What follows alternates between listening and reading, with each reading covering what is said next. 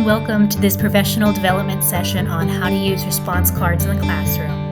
My name is Madison and I will be leading you today. By the end of this session, you'll be expected to understand opportunities to respond and response cards, and recognize the benefits of using response cards in the classroom. Response cards are one example of an opportunity to respond, or an OTR. What is an OTR? It is likely you already use OTR in the classroom. It is a teaching strategy in which the instructor asks a question for the purpose of eliciting a student response. It is proven that engaged students are less likely to participate in disruptive classroom behavior. And response cards provide an opportunity for the whole class to respond to a teacher inquiry. Response cards are reusable cards used by students to show their individual response to a question posed by the teacher. The cards can have pre-written responses, such as yes or no, true or false, or can be blank for the students to write on. This is a research-based practice that allows students of all abilities additional opportunities to respond in the classroom. Response cards can be customized to be used across grade levels and content areas. What are the benefits of using response cards?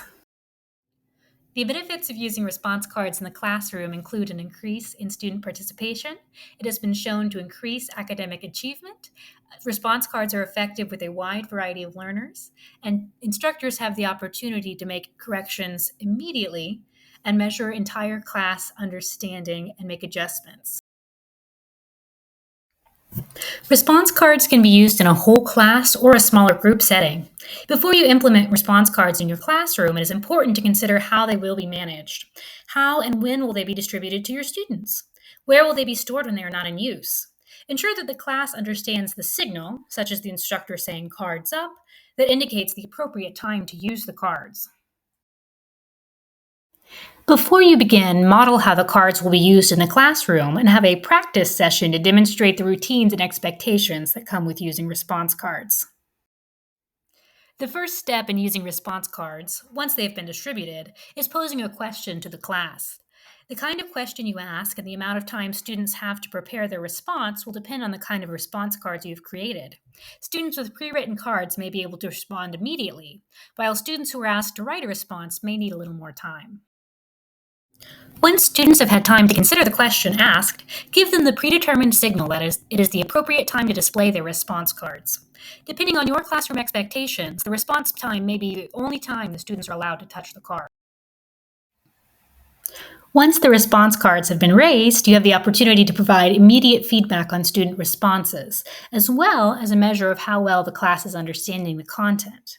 If the responses provided suggest students are not fully grasping the content, you have the opportunity to pose the question in a different way, or to adjust instruction moving forward based on the things students are struggling with.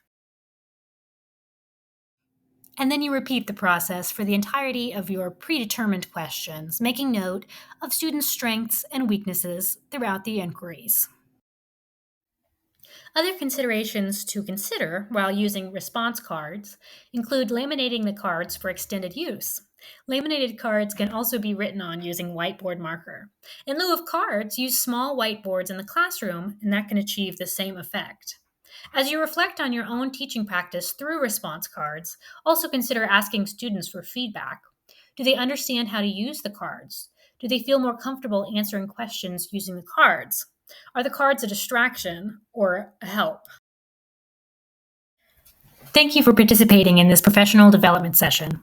I hope this information about using response cards in the classroom is helpful to you, and I encourage you to check out the handout provided. Please let me know if you have any additional questions regarding this session.